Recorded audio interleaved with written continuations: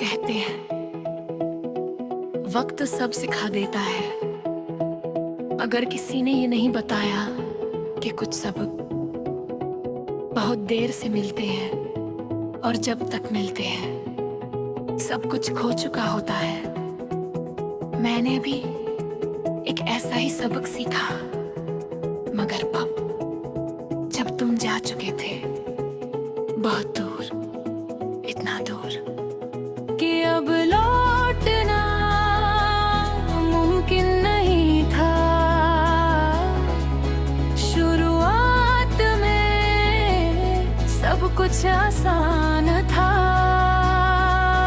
तुम थे, मैं था, और बीच में कुछ हंसी, कुछ बातें और ढेर सारी नादानियां।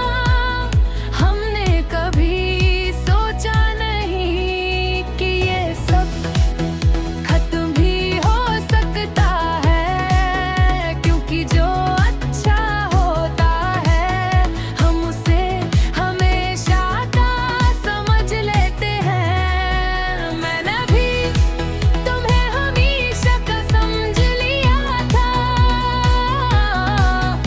और शायद यही मेरी सबसे बड़ी गलती थी कि तुम मेरे साथ थे, मगर मैंने कभी तुम्हारी नहीं की। तुम्हारी बातों को, तुम्हारी